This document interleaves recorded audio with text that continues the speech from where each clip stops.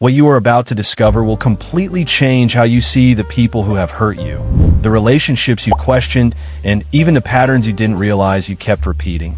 Because once you understand why narcissists are magnetically drawn to empaths, you will finally see the blueprint behind some of your most confusing experiences.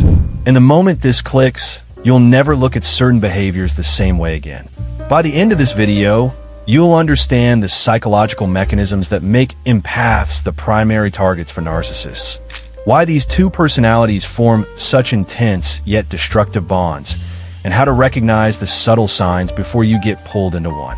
And make sure you watch until the end, because the final explanation reveals the single trait that makes empaths almost irresistible to narcissists, even when the empath has no idea they have it. The truth is that narcissists are not attracted to empaths because they see someone soft or weak. Quite the opposite.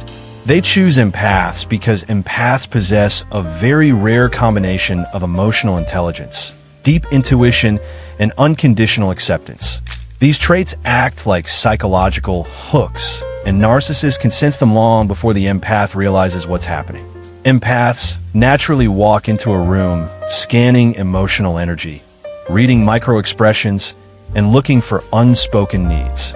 This gives them a unique sensitivity that narcissists interpret as easy entry. For example, an empath at a gathering might immediately notice someone sitting alone or feeling out of place. The narcissist picks up on this response and uses it as an opening because they know the empath will always take the emotional initiative. Another reason narcissists choose empaths is because empaths offer something narcissists desperately crave but cannot generate on their own: emotional validation. Narcissists live off constant admiration and reassurance, and empaths, by nature, instinctively comfort, soothe, and support those around them. So when a narcissist begins sharing exaggerated stories about their achievements, struggles, or past traumas, an empath responds with genuine care. This rush of attention becomes a powerful supply source for the narcissist. Interestingly, research on narcissistic supply shows that narcissists feel psychologically destabilized without external affirmation, making them gravitate to people who give endlessly. Over time, the empath's steady stream of comfort becomes essential to the narcissist's emotional survival. But something even more subtle happens beneath the surface. Empaths often have a deep desire to heal others, and narcissists sense this urge instantly. It's almost like a psychological scent. The empath believes that with enough love, understanding, and patience, they can soften the narcissist's harsh edges. But here's the loop that pulls them in. The narcissist presents just enough vulnerability, often through selective storytelling, to activate the empath's caregiver instinct. Maybe the narcissist shares childhood wounds, moments of abandonment, or times they felt misunderstood. The empath begins to see the narcissist not as a threat, but as someone who needs love. And this is where the bond deepens, because the empath mistakes trauma for depth. I'll explain exactly why this is so dangerous later, so keep watching. Narcissists also choose empaths because empaths struggle with boundaries. Not because they don't have them, but because they tend to prioritize connection over confrontation. When the narcissist starts pushing limits, maybe through controlling comments, sudden mood swings, or subtle guilt trips, the empath interprets it as emotional distress rather than manipulation. A simple example might be a narcissist getting upset because the empath didn't respond quickly enough. Instead of questioning the narcissist's reaction, the empath wonders if they did something wrong. This creates a dynamic where the narcissist doesn't even need to push very hard. The empath voluntarily adjusts their behavior to keep the peace, giving the narcissist even more control. Another powerful factor is emotional mirroring. Empaths are naturally reflective, meaning they tune into how others feel and adjust their responses accordingly. Narcissists exploit this by love-bombing early in the relationship, creating an intense emotional high. The empath mirrors this affection back, often even more deeply, which convinces the narcissist that they've found someone uniquely devoted. The catch is that the narcissist cannot sustain this intensity. Once the love-bombing phase ends, the narcissist shifts into devaluation, but the empath stays stuck trying to revive the connection that felt so real in the beginning. This is one of the most psychologically painful loops in any toxic relationship. Now here's a counterintuitive truth many people don't realize. Narcissists choose empaths because empaths reflect back to them the version of themselves they wish they were. Empaths show kindness, patience, emotional stability, and understanding, qualities narcissists lack but deeply envy. When a narcissist is around an empath, they temporarily feel more whole. But that feeling also stirs resentment because it reminds them of what they cannot become. So they oscillate between idealizing the empath and trying to tear them down. This emotional push-pull keeps the empath confused and trying even harder to restore harmony. At this point, let's bring in a short story that illustrates this dynamic clearly. A young woman named Eva, a deeply intuitive and compassionate person, once shared how she fell into a relationship with someone who seemed incredibly charming and attentive at first. He praised her empathy, her listening skills, and how she made him feel understood in ways no one else ever had. But once he felt secure, the tone changed.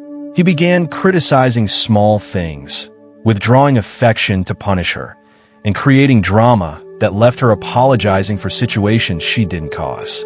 Eva kept trying to fix things because she believed he was acting out of pain. In her mind, if she could just show enough love, she could heal him. But his behavior only escalated.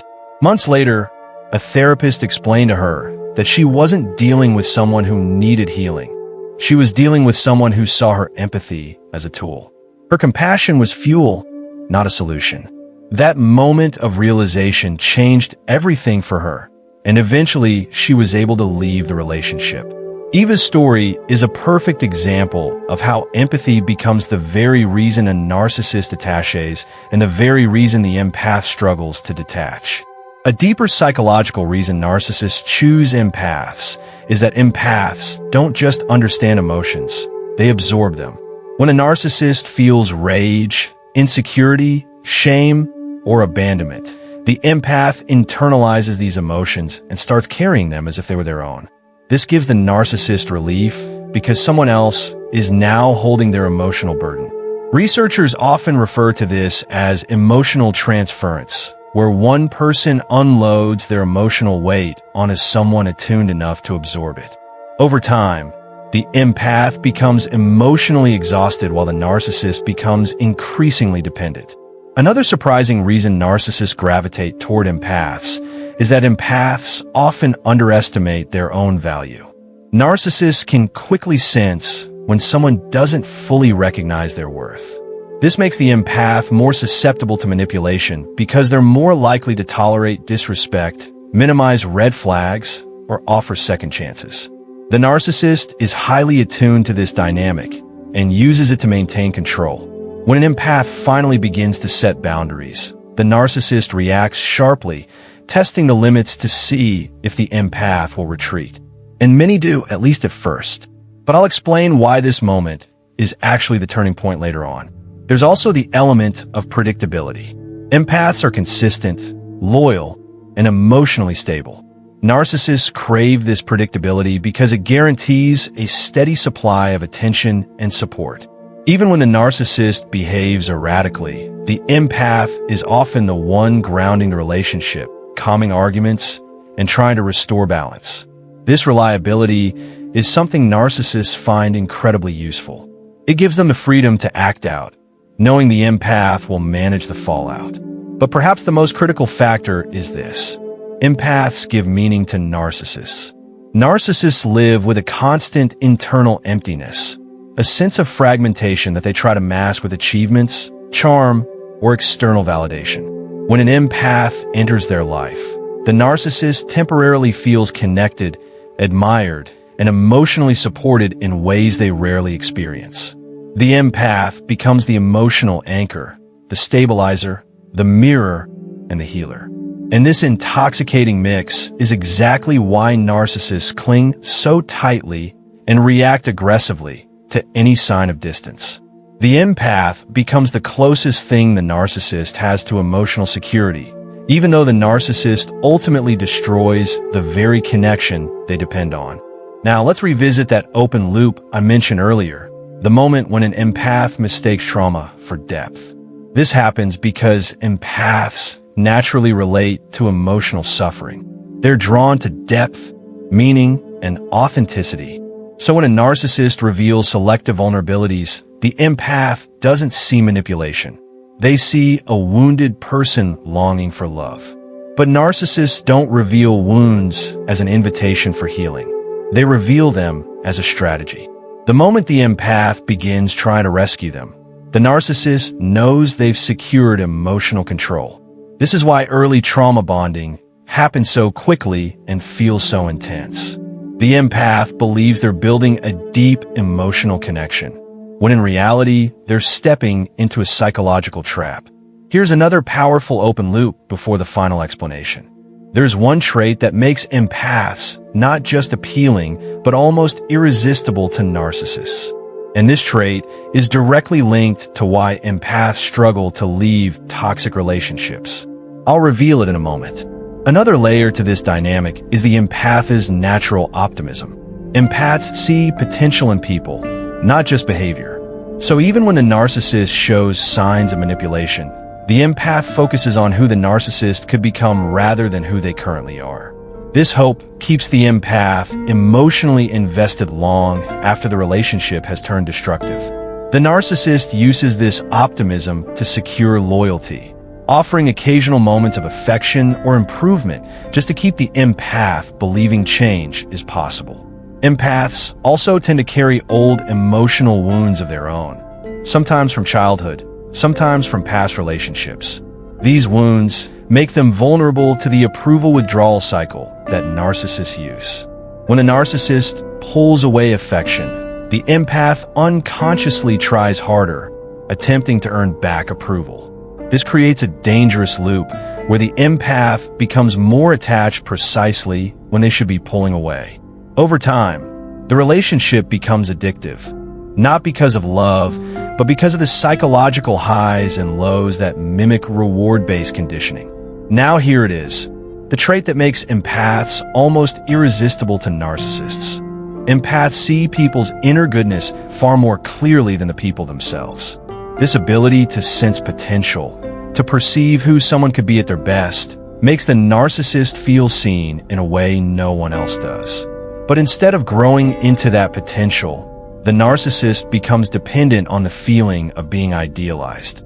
The empath becomes the one person who makes the narcissist feel significant, admired, and understood. This is the ultimate psychological hook. Understanding this dynamic matters because it frees you. It helps you see that the connection was never proof of your weakness. It was proof of your strength. Empaths are chosen not because they lack value, but because they have so much of it that narcissists latch onto it like an emotional lifeline. Once you recognize this, you stop blaming yourself for the relationship's collapse. You stop wondering what you could have done differently.